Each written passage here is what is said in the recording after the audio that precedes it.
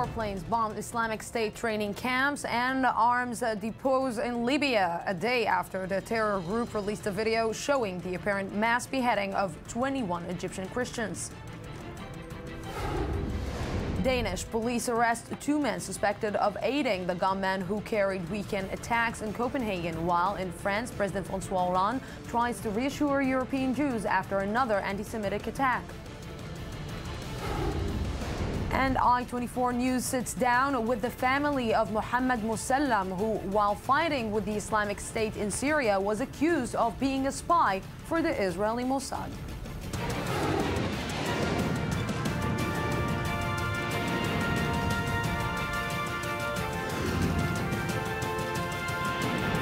The News Today with Lucy Aharish. Good evening and welcome to the News Today. By dawn this morning, Egypt had become far more deeply drawn into the fight against the Islamic State group and into the fight for control of Libya. A statement this morning outlined Egyptian airstrikes on IS, training camps and arms depots in Libya, a response to yet another video released by the IS. This one paraded 21 Egyptian Christians before their apparent beheadings, all with the theatrical brutality IS has become known for. For its part, the United Arab Emirates sent a swift message telling Egypt they would stand by the country in all measures against terror. So now the question for Egypt, like with Jordan before it, is how far it will go and if and how strongly the Arab world will fight IS. But first, let's take a look back.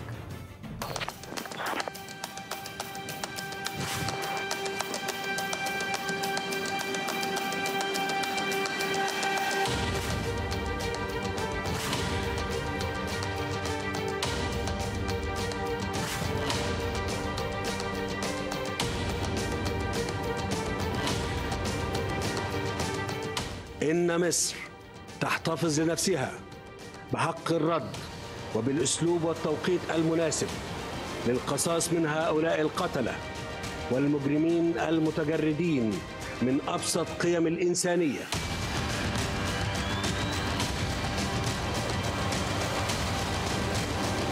ندين بكل شدة العدوان المصري صباح اليوم على مدينة درنا ونعتبره اعتداء على السيادة الليبية. مصر من حقها 100% الدفاع عن نفسها ولا بد أن تتخذ إجراءات ضد مثل هذا الإرهاب.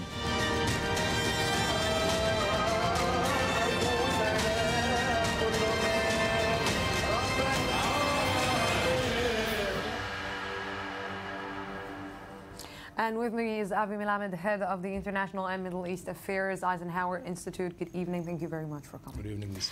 And also Anat Hochberg-Maom, an expert on global terrorism and marketing. Good evening. Thank you very much for coming. You know, it's from each and every video, it's becoming more and more brutal and more theatrical, like we're saying. And it just drives me crazy that the world is not doing enough to stop these crazy people, these animals. It's even disrespecting to animals to compare them to animals from doing what they're doing. And it seems that the world just is hopeless. It's just like standing aside and saying, okay, we will wait for another video, and we're waiting for another video, although there are airstrikes and things that are happening on the ground, but it's not helping because it's just motivating them to continue doing what they're doing. Right, the passive action, which is sit and wait until something will be happen or will be in the future, is something that gives them a lot more power.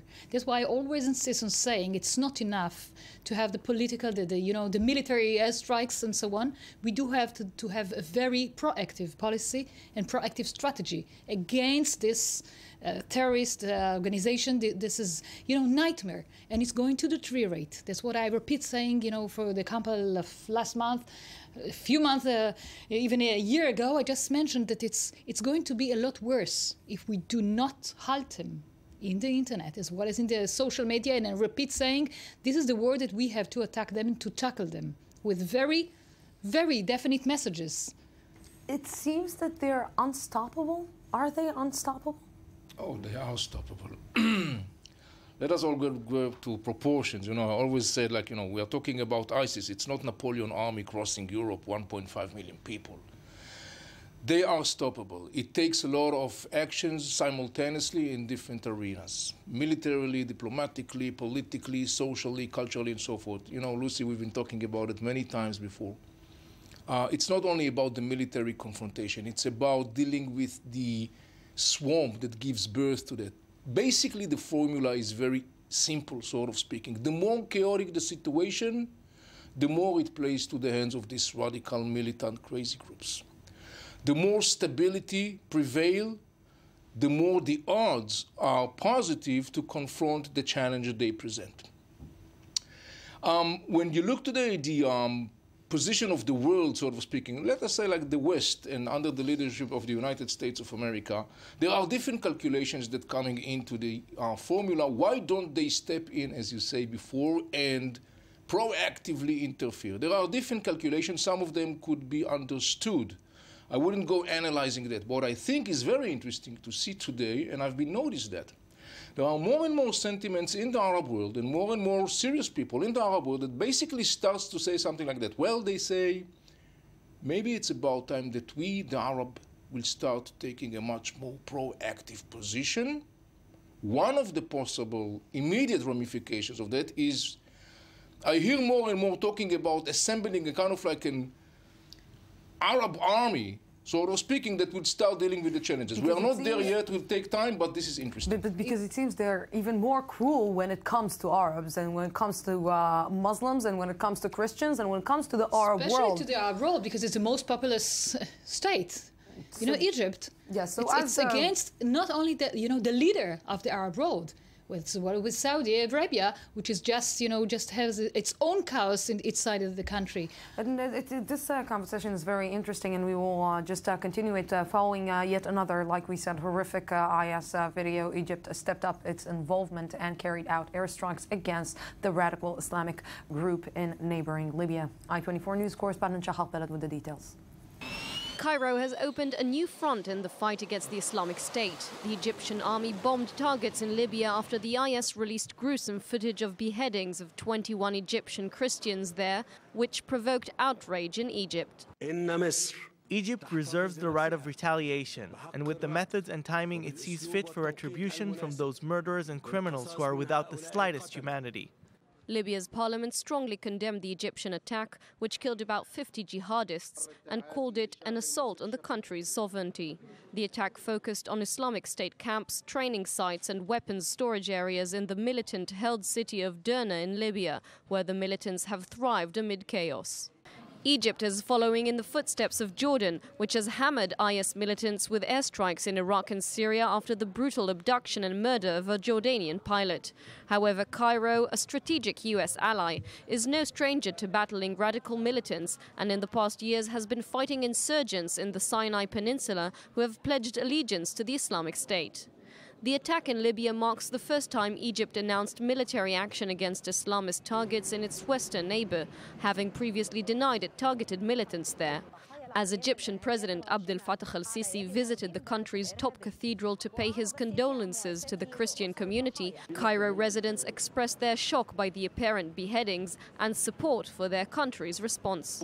I swear this is a criminal terrorist act done by people who have absolutely nothing to do with religion. And really, personally, I didn't sleep last night after what happened.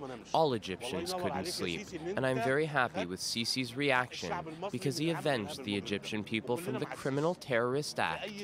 Tuesday marks 4 years since the official day of revolt in Libya, which has been in chaos since 2011 and the overthrow of its then leader, Muammar Gaddafi. Al-Sisi is prepared to escalate his battle against the Islamic State militants in the region, who now pose an imminent threat to Egypt. Yes, and we started talking about this Arab army that will fight this Arab so-called Islamic State. But maybe, you know, I want to go back to the basis. Maybe we gave them the legitimacy to get to this point by stating that they are a state, by giving them the words like they gave it to us. They said that they are the Islamic State, and we forgot that they are a terror group for each and everything. Because what is the amount of the Islamic State? What?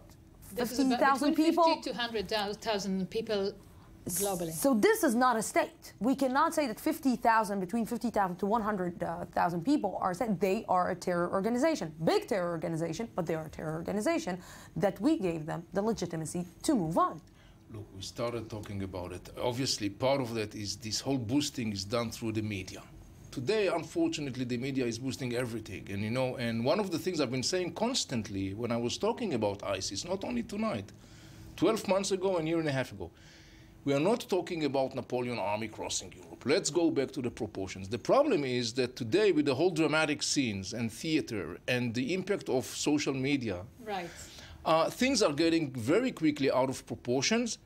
And media today, whether we like it or not, it's part of the game. They are basically spinning around, circling around, and before you know it, in the end of the day, you don't have any more brutal, murderous, vicious terror organization. All of a sudden, you have a state.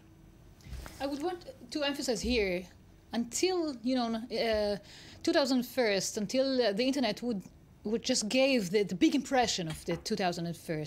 The social media gives a lot of impression presently, currently, what we see with the Islamic State. And you are very right with if we would call them not the Islamic State, but Daesh, which means for them to defy themselves, from the beginning, not to let them not to give them the legitimacy to be called Islamic State at first. Secondly, we have the conscious battle here. It's not only political, it's not only military battle. Right. It's a conscious battle. That's why I'm saying and repeating it's also, whatever they do. It's also a religion battle. Sure, but religious is involved, and the ideology and theology is involved inside. Of course. We cannot disconnect it. So I would prefer the world not religious, but more of moral and ideological values. We will continue this. Just with us right now from Cairo is journalist Annabel van der Berg. Good evening. Thank you very much for joining us. Hello. So, Annabel, good to have you again. Just 2 weeks ago, we said that Jordan was dragged into the fight. Tonight, we're talking about Egypt being dragged into the fight. And it seems that each and every time that we're seeing the reaction of Arab states, it's much stronger than the reaction in Europe, much stronger than the reaction in the United States. It's more personal when it gets to the Arab world.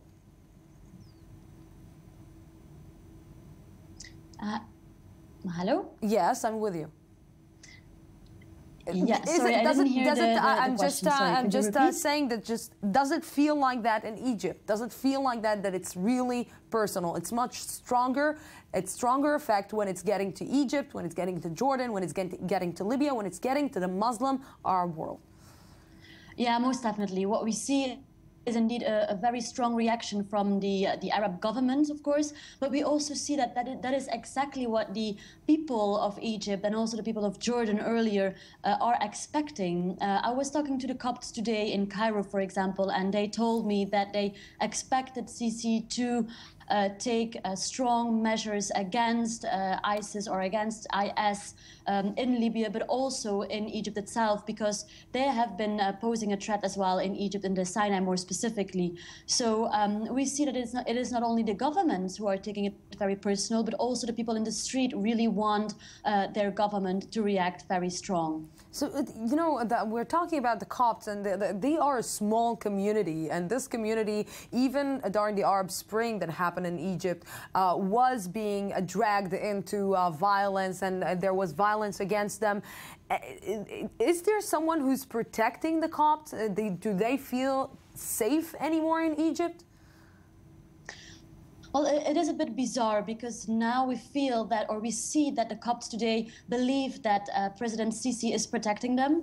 So they told me literally that they are regaining again the trust in their country, because Sisi is taking measures against terrorism. But then on the other hand, we see that during the revolution, or shortly after the revolution in 2011, exactly these same Copts were killed during an enormous massacre in front front of the Maspero television building. So, and that was also a massacre that happened by the police and by the security forces of Egypt. So it is a bit strange to see that a couple of years ago they were the victim by basically the army and the police forces, and now they feel protected by them. You know, we've been talking and discussing here in the studio about maybe a united army, a united Arab army. Is this something that is, this idea or this strategy is on the table in the Egyptian government? Well, we see that the strategy of Egypt is very isolated, I must say. What we see is that President Sisi wants to rebuild the trust in his country, and he is doing everything very much for his own country only. So he is fighting against the Islamic State when it comes to a threat in the Sinai, for example, and when it comes to a threat for the Egyptian Copts. But so far, we can't speak about a united force, basically, against the Islamic State. Yes, Annabelle van den Berge, thank you very, very much for this. You know, I would like to add it. First of all, this is the first time that Sisi just permit to join the U.S. coalition, which is the first time since 2011. Secondly, the Christian Coptic in Egypt are 9% of population, which is the largest one, which is above 85 million people. The Sunna, which are the majority in Egypt, and the Coptic are very, the huge minority in Egypt. But it's still they suffer because this meaningful message that Daesh just sent away is not only against the Coptic, it's against Sisi. And you know, it just reminds us the story about the Yazidis. Exactly the same story as the same here. story, a minority that actually being slammed by ISIS. But I want to take you, I want to take you to take this stage, to take this to another stage. You know, I want to take this to being a little bit double standard. Like with the double standard of Egypt. So what is the difference between Egypt that is putting in jail journalists or condemning to death the Muslim Brotherhood in the court, or by beheading of 21 Coptic Christians, or beheading journalists, or whatever? This is a double standard. This is a message that the government or the Arab governments and the way that they're looking at human rights is sending to these terror groups. Well, there are some differences. I mean, when you don't have your head on your shoulders, it's very difficult to talk. Yeah. Yes, of course. To think or to talk or to express any kind of protest. But, you know, if we'll take it to the level, as we say, and I think that's the right direction. Look, when you look today in the region, if you look from a satellite perspective, what you see is today majority of the people in the region, which are Sunnis in the frame of states, those who have not disintegrated yet, mostly the monarchies, the Gulf states, Egypt. When they look around, roughly speaking, they see three major challenges. Militant Islam groups, and of course ISIS is one of them, Iran, and the inner challenges that they have. Two of these challenges, in the end of the day, demand a much more proactive approach by these states, because if they fail to do that, it means that every day they don't do anything about it, it's getting worse. Now, it is connected to the third challenge, which is the inner challenges, because, as we said before, the more chaotic the situation, the more the radical groups benefit from them. When you look today in the region, you see something amazing. For the first time, to the best of my recollection, Arab states are looking to the side and says, like, okay, the sheriff we used always to call in, the one that we despised and hate most of the time, which is called the United States of America, apparently is not going to come in. Maybe but it's about time. Them financially. Maybe it's about time we'll start doing ourselves more proactively. And I don't know. I don't think it's an incident. In the last couple of days, I came across two major articles by two of the most senior leading reporters or journalists in the Arab world, Abdurrahman Rashid and Tariq Al-Humaid, and they both said something very similar. They say, maybe we shouldn't wait any longer to the United States of America, and we'll start taking control of the business ourselves. Period.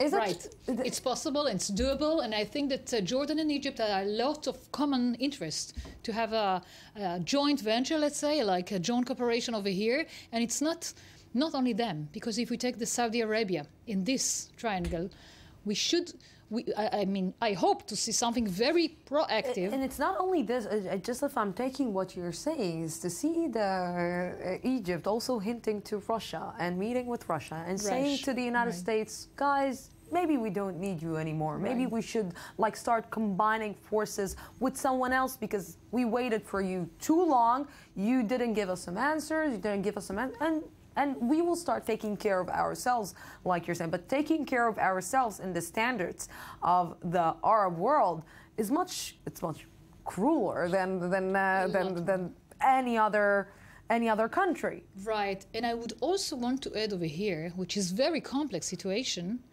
the issue that we have just spoken about, Boko Haram, which is just in the west of Africa, which is not so far away from Libya and Egypt. And if we take it into account that they have some joint cooperation with ISIS, with Daesh, come on, something is burning here. Because what you're talking with me and what you're explaining to me, because we're always been criticizing the West and criticizing the United States for not understanding the rules of the Middle East, for not understanding the culture. This is why they are not able to maybe face the problems like they should face the problems. And now that can be an answer, but it can be like maybe Daesh should have face the United States and the West. Wake-up call.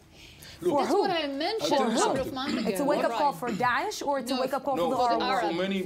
For the Arabs and for the West. Look, one of the major challenges is that majority of the people in the West do not speak Arabic. Do not understand. And majority of the people in the Middle East do not think in English. Of course. Now, when you look today, it's not only that the Arab states and the societies are approaching these crucial junctions. Some of them are already in these crucial junctions. It's also the West, because today, and I'm referring mostly to the United States of America, the United States of America is approaching every day that goes by. They are approaching to the crucial junction where they have to start maybe rethinking, reevaluating their strategy and policy regarding the Middle East. I'm going to say something that I didn't say so far. It seems as of now that the United States of America have decided to bet on the Iranian horse. I could understand the validity of this policy. Nevertheless, somebody should mention to the people in the White House and the State Department that it may result in the end of the day, a bigger chaos in the Middle East, which is a bad news. You know, just in this point exactly, we asked Israelis on the streets today if they think the Arab world should be more involved in the fight against IS. Let's see. Of course, we need to finish them. Oh my God, we never had such a thing, and we never heard about such a thing. Where did they come from? This is so frightening.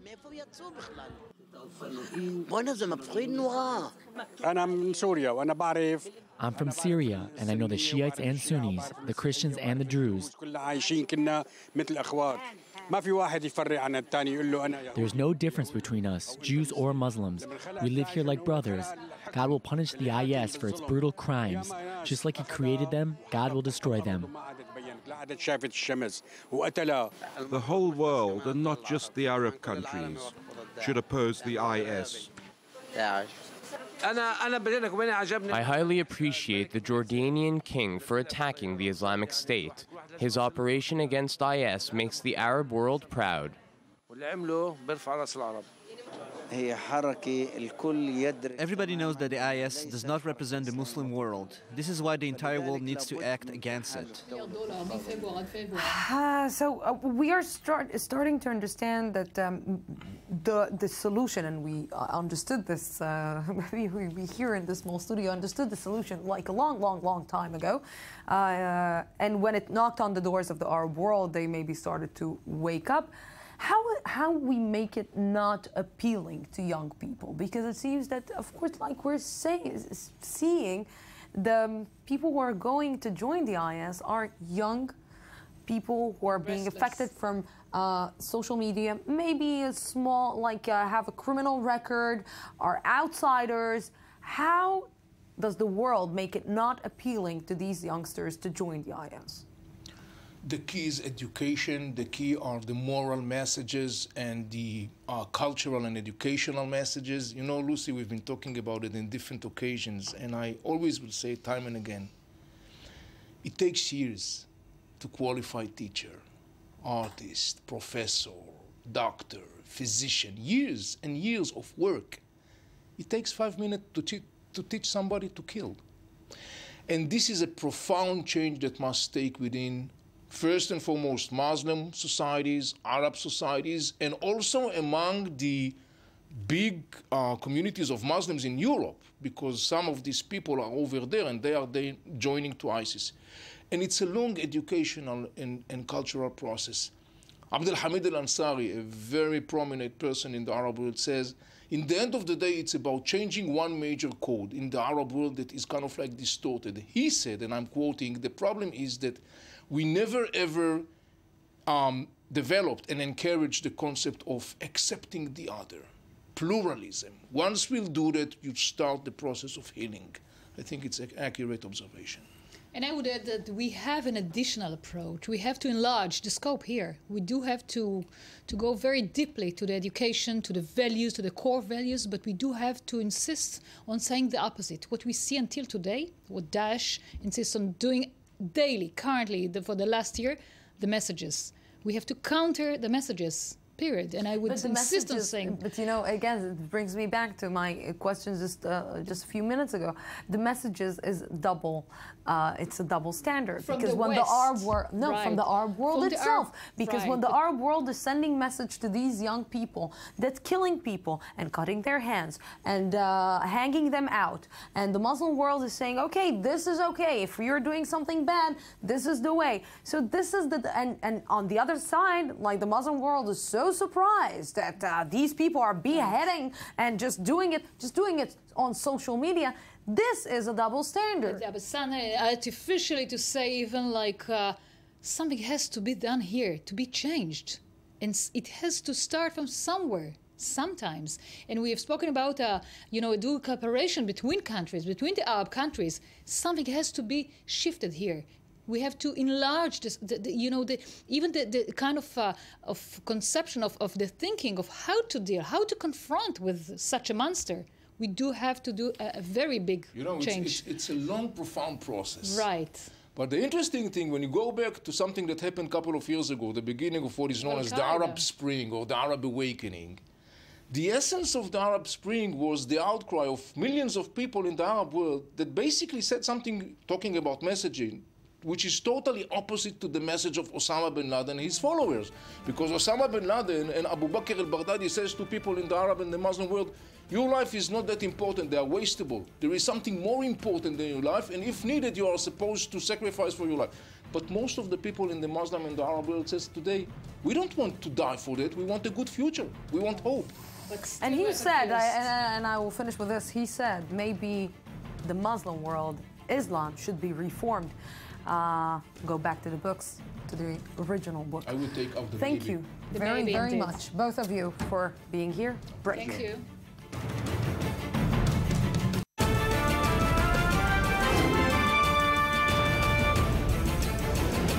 Egyptian warplanes bombed Islamic State training camps and arms depots in Libya a day after the terror group released a video showing the apparent mass beheading of 21 Egyptian Christians. Danish police arrest 2 men suspected of aiding the gunmen who carried out the weekend attacks in Copenhagen, while in France, President François Hollande tries to reassure European Jews after another anti-Semitic attack. I-24 News sits down with the family of Mohammed Mosallam, who, while fighting with the Islamic State in Syria, was accused of being a spy for the Israeli Mossad.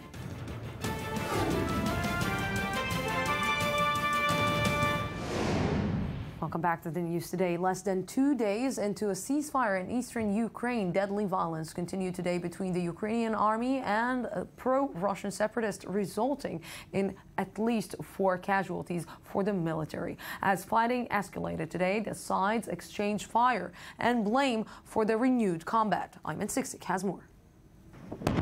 Threats to annul Sunday's ceasefire are shuffling the cards once again for eastern Ukraine. On Monday, heavy shelling continued near the Donetsk airport despite the truce, which supposedly came into effect the previous night. Pro-Russian rebels said they will disregard all peace agreements following the Donetsk attacks, which reportedly resulted in 4 people killed. It was a targeted attack on my position at the airport, where battalions are stationed. I am telling you once again, there is no ceasefire. We know it perfectly well. If one of our men had been at our position, he would have been wounded. Elsewhere in the east of the country, Debaltseve, a government-held town sandwiched between 2 rebel-controlled areas, came under heavy shelling on Monday. Russian-backed separatists said they hold Ukrainian officials responsible for the renewed fighting, which could spell the end for the already fragile ceasefire. Ukrainian authorities do not want a ceasefire. They are trying to destabilize the situation at the contact line by various means. Last night, there were tactical operations in numerous cities. As a result, up to 90 people were injured and 1 serviceman was killed. In response to the rebels' accusations, Ukraine's foreign minister, too, seemed doubtful about the future of the truce. We and the Ukrainian military forces are fully observing the ceasefire regime, but unfortunately, in the past 24 hours, there have been 112 attacks from the terrorists from Donetsk and Luhansk. The ceasefire was negotiated by leaders from Ukraine, Russia, Germany, and France last week in an attempt to end 10 months of conflict in eastern Ukraine, which has reportedly claimed more than 5,000 lives so far. The investigation of the 2 terror attacks in the Danish capital this weekend continues as new details emerge on the history of the suspect and arrests are made. I24 News correspondent Nelly Ochenberg with the unfolding aftermath in Denmark. While Danes are still in shock following the 2 shooting attacks this weekend, authorities continue to investigate the background. Danish police arrested 2 men Monday morning suspected of aiding Omar al-Hussein, the 22-year-old who killed 2 people and injured several others in 2 attacks on Saturday. Al-Hussein himself was killed Sunday morning in a shootout with police officers, but details regarding his background keep emerging. He was born in Denmark, had a history of violent crime, was only freed from jail 2 weeks ago, and according to investigators, he was probably inspired by last month's Paris attacks. With Europe fearful of a new wave of jihadist violence, religious leaders were quick to issue messages of peace. We will not let terror dictate our life. We will continue living as Jews here in Denmark and everywhere else in the world. Their goal is that we will go around and be afraid. I don't think that there is anyone in Denmark that has any doubts that the average Danish Muslim don't support such things. It's important to say clearly that regardless of who you are, we don't accept such things. In France, which is still recovering from its own terror attacks last month, leaders and citizens shared condolences with the Danish people, strengthening the unity in Europe in its new ongoing fight against radicalism. And with us right now from Copenhagen is Jesper Van Kjell, the political correspondent for Politiken Daily. Good evening. Thank you very much for joining us. Welcome. So what do we know, Jesper, about the people that were arrested today? The police has been very tight with information about these 2 people, but what we have heard and learned from various media is that these 2 young people might have helped the alleged murderer in different ways, maybe even with housing, maybe with keeping weapons. But it is a tight investigation, and no specific information has been released officially by the police. So do you feel like on the streets more, let's say, police and more, let's say, surveillance and people being more aware of what is happening? People really do protect each other, but now these last few days has been all about mourning, all about grief, all about memorials. Right now, as we speak, we do have a lot of memorials all over the country. And I think it's been a few days of shock here in Denmark, and I think we'll see from beginning as of tomorrow that the focus will switch somewhat towards what to do about these radicalized young people. Obviously, it's been a debate ever since the Charlie Hebdo incident a month ago, but it will intensify now, definitely.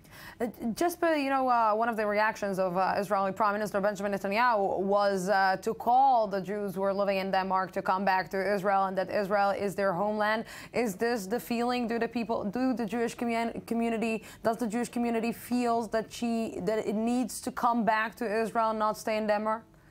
No, definitely not. I have not heard anyone say that. The Jewish community yesterday reacted to Mr. Netanyahu's call, saying that we are Danes and we live in Denmark when we're staying in Denmark. And the Danish Prime Minister Helle Thorning-Schmidt today said that, well, people are free to do what they want, but I consider these people Danes. They are an enormously important part of the Danish community, and in that regard, there is no reason for them to move to Israel. We're able to protect people here, and people should stay if they want. Yes, Jesper van Kiel, thank you very, very much for this. And we're moving to France. François Hollande, French president, responded today to an anti-Semitic incident where as many as 300 tombs were desecrated in a Jewish cemetery near the French city of Strasbourg. And that incident, along with the attacks in Denmark, are causing political disputes inside France and beyond. I-24 News reporter Or Shapira has more. The ethno-religious dispute in Europe has become personal. Former French Minister of Foreign Affairs Ronald Dumas has criticized Prime Minister Manuel Valls, who after the series of shootings in Denmark said Islamofascism in Europe is on the rise. In a radio interview, Dumas accused Valls of being influenced by Jews, referring to Valls' Jewish wife Anne Gravon. Everybody has a bit of influence, and especially when it comes to someone's wife. Dumas' comment came after Valls referred to a new anti-Semitic incident Sunday evening in the northeastern French city of Saint-Union, where hundreds of tombs in a Jewish cemetery were vandalized. The place for French Jews is France. The biggest proof of this, which is symbolic, is that their cemeteries are in France. So we must do everything, and we are doing it, as they know, to protect them. The comment was aimed directly at another political leader, Israeli Prime Minister Benjamin Netanyahu, who after the attacks in Paris and Copenhagen, called on Europe's Jews to immigrate to Israel. We call upon the Jews, our brothers and sisters. Israel is your home. We are preparing to absorb a mass immigration from Europe. French President François Hollande also responded to Netanyahu's address, saying Jews have their place in Europe and in particular in France. Some argue that questions of Jewish immigration to Israel or the safety of minorities in Europe are being politicized. But in any case, more than 1 month after the attack on the kosher supermarket in Paris and a few days after the attack in Copenhagen, tension is growing within Europe's Jewish communities. And on the same subject of anti-Semitism in Europe, Israeli journalist Zvika Klein spent hours walking around Paris while wearing a yarmulke to test attitudes towards Jews. He joins me tonight to explain his experience. Good evening. Thank you very much for joining me. Before we will talk about your experience, let's see what you actually experience on the streets.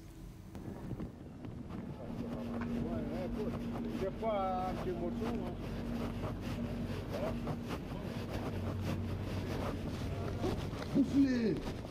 Pousse-les! Non, non, rigole, rigole, il mange pas de chien. Rigole, le frère.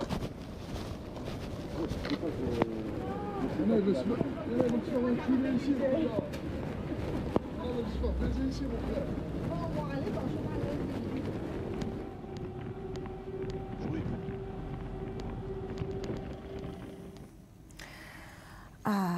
Zvika, thank you very much for joining us. You know, we hear a lot about this. We hear a lot about Jewish people who are just, you know, not showing and not putting any signs on their body that they are Jewish, and seeing it. It's why? Why did you do it?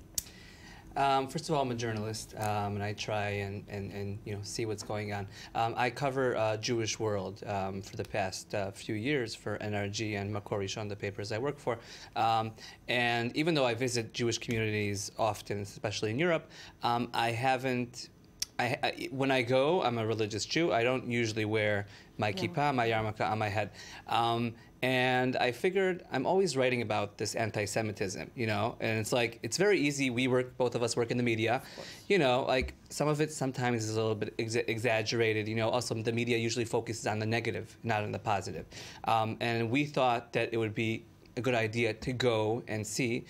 We tried to not do anything provocative. I didn't walk around with a flag of Israel, which I could understand maybe, sensitive. Yeah. Wore religious clothes and wanted to see what the reactions would be. How did you feel? I was afraid, especially since the shooting in Charlie Hebdo and the shooting in Hyper Cacher just a month ago. I was, from the one hand, I was afraid, but on the other hand, I was also happy to see that most of the people didn't really care I was there. So I mean, it was it's a feeling that's kind of I don't know it's just like this is in one I'm seeing this and I'm horrified by the reactions, but on the other side I'm saying, thank God that for most of the people it was something regular. It was I also thought, I'll tell you the truth, okay. I thought I would be, if not beaten up, I thought I would be pushed. I wasn't. Okay. So in a way, I was surprised for the good, Then again, people cursed me, and also I walked around with a bodyguard. You can't see him in the video, but he was around. And at a certain point, he said, "Leave," because I suspect there's different people, like a gang, kind of coming around and trying to, maybe do something. So leave. Like the combination between just people who are anti-Semitic and people who just are criminals. It's just like combining the two together and just creating this unbearable atmosphere for Jews in Europe. Tzvika Klein, thank you very much for coming and showing us a bit of your experience. Thank you very much. Thank you. There are two ways to begin this next story. The first, a young man from East Jerusalem who left for Syria to join the IS, or, according to his family, a captive of the terrorist organization who's now being accused of spying for Israel. Amjad Abarafe went to East Jerusalem and brought us the unbelievable story of Mohammed Musallam. Here's more. Mohammed Said Musallam, a resident of East Jerusalem and just 19 years of age, and a new recruit in the ranks of the Islamic State. Musallam traveled to Turkey and then to Syria, at which point contact with him was lost. But 1 month after his departure, he contacted his family on Facebook and announced he was pleased to be fighting with the jihadists. Here he writes, "I left for Syria to fight with the IS. I'm well. I don't need anything. They're paying me, and I'll soon be married." But his family had reason to doubt this information. In a more recent call, Musallam asked for help to escape the IS and return home to his family. Soon after, contact with him was lost once again. Two of his friends came by. They said he mentioned joining the IS, but they didn't take him seriously. While waiting anxiously for his return, Musallam's family was shocked to see his photo in the terrorist group's official magazine, wearing the now infamous orange jumpsuit. The publication said Musallam was an informant of the Israeli Mossad intelligence agency and was captured by the IS before he could cross the border to Turkey. I don't believe this information. It's impossible. My brother was tempted by money and false promises. The IS tempted him to become a fighter.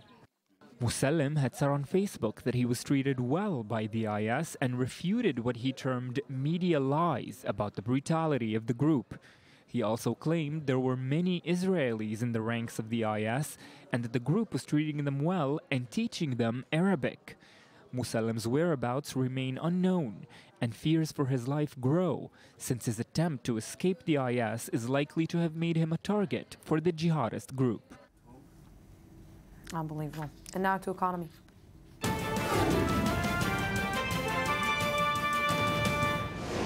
And with with me from our economy magazine is Daniel Roth. Good evening. Good evening. So, good news for Japan, but not that good. Right, tempered good news. Okay, they explain. Had 2 quarters in a row, second and third quarter of last year, contraction, shrinking economy, not good news. Fourth quarter, it turns out, slight growth. So it's good news, but it's tempered good news. It's everything across the board is below the forecasts. So it was 2.2 annualized growth.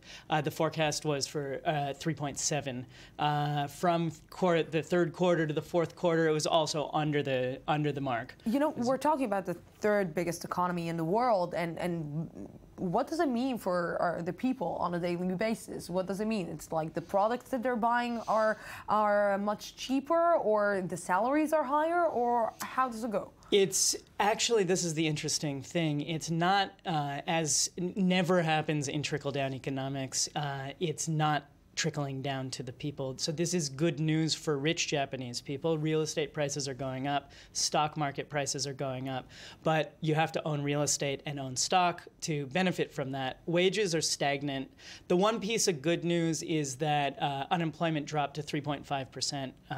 So it's rather low unemployment. Poverty caused people to actually go out and work, and the poor people stay poor, and the rich are getting richer. Essentially, that's essentially what's happening. And the middle class, is disappearing in Japan? Well, Japan's on better footing than many industrial countries.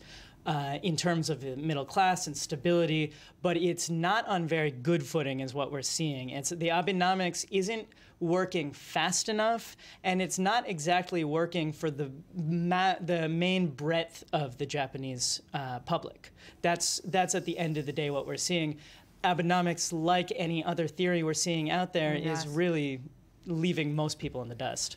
Yes, Daniel Roth, thank you very much for this. Thank you.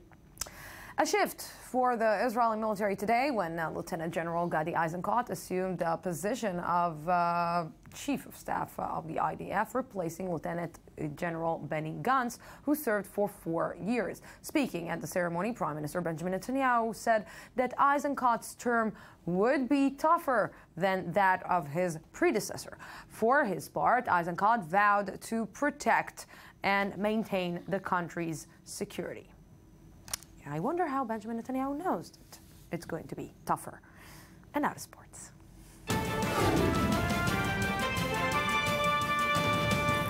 And with me is the host of the I-24 News Sports Magazine, Jonathan Regev. Evening. Evening. They don't know, our viewers, that we were just quoting some sentences from Israeli Burekas movies. Burekas won't say anything to our viewers. The worst yet the funniest movies ever. Yes. Yes, this is what they need to know. Yes, yes. But they also need to know that the ski jumping, somebody just... World record. Now, I showed a world record yesterday. Are we in a rerun? Absolutely not. The old record, the previous one, held for 4 years. The new one that I showed you yesterday by Peter Prevec, that held on for about 15 hours until this man came in. His name is Andres Franemel. He's from Norway, and he jumped a distance of 251.5 meters, which is 1.5 meters more than what Peter Prevec did the day before. It's amazing for me that they are actually like landing on their feet. Yes, they're flying, landing on their feet, and 2 days in a row they just break a record. I love the sport. I wish I had the guts to do it, really. But it's so beautiful. I can fly all over. You are light, I am not so much, so I don't know if I can fly, but I'd love to see you. I mean, yeah, we'll give it a go. Okay, so let's go to Atletico Whatever Madrid. happens. You're angry about that? Yes, my favorite team, Atletico Madrid, they lost last night in Vigo 2-0, just a week after thrashing Real Madrid 4-0.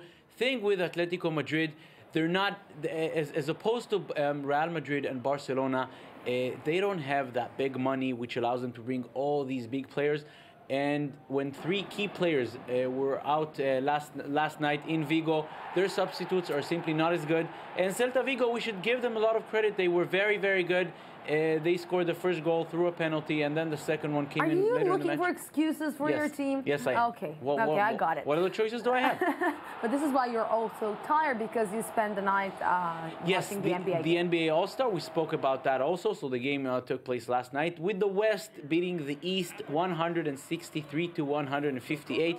The points add up to more than 300 per game, which means were there defenses? Not at all. No defense whatsoever. Was it an interesting game? But Bill Clinton was there. Yeah. Was it an interesting game? Look, there are many interesting aspects, such as Marc Gasol played on one side, his brother Pau Gasol played on the other side. For the first time in history, two brothers played in opposing teams. They're both Spanish, by the way. They're not even American. A lot of interesting stuff. I would like to watch a game with Bill Clinton. So next time in the All-Star, you go after you do the ski jump. Yeah, they will just... Sure, just come in. Just Lucy, come Plenty in. of tickets. Let's watch a game we'd like together. Jonathan Reagan, thank you very much. Thank you. Yes, and they say politics and romance don't mix, but that hasn't stopped a number of Israeli politicians from turning to a unique form of political speed dating in the race to win voters ahead of the election next month. In this case, the contest was for the new immigrant vote. I-24 News reporter Shai Ben-Ari went on a date. Election season in Israel can lead to some rather close encounters of the unexpected kind. Candidates from 7 of the parties running in the Israeli general election turned up for an evening at one of the more popular bars in Tel Aviv's vibrant nightlife scene to speak in an informal setting over a glass of beer with new immigrants to Israel, known in Hebrew as olim. We call it speed dating, political speed dating. We have 7 different tables. Around 300 olim, or immigrants, coming to participate in our event. There are many participants here. There are many olim here from different backgrounds: French, Italian, American, Australian, English, all over the world, and they're interacting with candidates. Indeed, the candidates themselves seemed eager to break with their normally rigid public image. I'll be sitting with a beer, and I hope the guys will be sitting with a beer, so it'll be more of a sort of chat format, sort of a conversational, sort of they can stop me, quiz me, test me on any sort of issue. Though not all allowed themselves to let go completely. Do you think alcohol helps this kind of situation? Actually, I can't really drink right now. I'm only drinking water, trying to, to speak out and speak about ideology. Many of the candidates who have come here tonight are amongst the youngest running for office. Most of the new immigrants who have come to listen and ask questions are also in their 20s and 30s. The issues on the agenda as well tend to be of interest to the younger demographic. Israel has a lot of gay rights. This is due to Meretz work. Some of the candidates at the event are themselves relatively new to Israel and therefore receptive to immigrants' concerns. They have, of course, the unique problems of their own, and they need to be addressed. I know, for example, from a friend who just came recently from Ukraine, that the line now to sign up for the Ulpan, it's up to 6 months, which is unbelievable. Voters attending seem to get at least something out of the unique encounter. It's interesting. I think they come with their own perceptions of what Olim think and who Olim are voting for. I think it's consolidating my views of who I won't vote for, which is also helpful. Someone told me to follow up and send her a message on Facebook, which I've already done. An organizer of the event whom we spoke to admitted that it was fairly difficult getting all of the parties to send candidates to participate. The absence of actual party leaders also a telling sign that the concerns of the immigrant community in Israel are perhaps not as central in the minds of politicians as some might hope. How this may or may not affect the vote will be revealed in a month's time. And now to culture.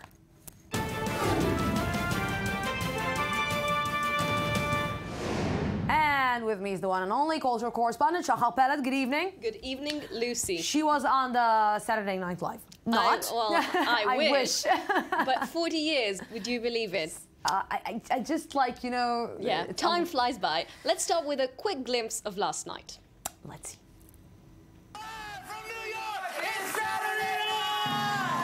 Saturday Night Live's 40th anniversary special held that door in my neighborhood.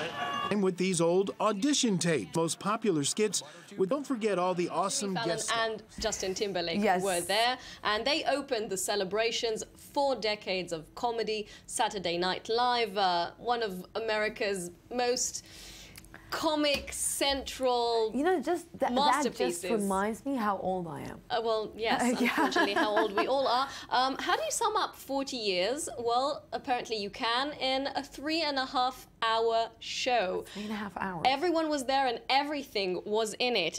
From a tribute to the most memorable moments of the 40-year history of SNL to many of the last 40 years the best sketches ever, and even a segment of the very first auditions of some of the most beloved members of SNL, including those who eventually weren't part of the team, for example, Jim Carrey. But we know things worked out for him. Nourit was saying today, our co-editor, she was saying, I cannot believe that I didn't see it. Yes, it was a tremendous show. All the great segments were back. Weekend Update was there, the Celebrity Jeopardy game show, the soap opera parody, and this time it was the most exciting surprise. There was a French kiss between 93-year-old Betty White and actor Bradley Cooper. It just broke the internet. It was incredible seeing those two make out. It was amazing.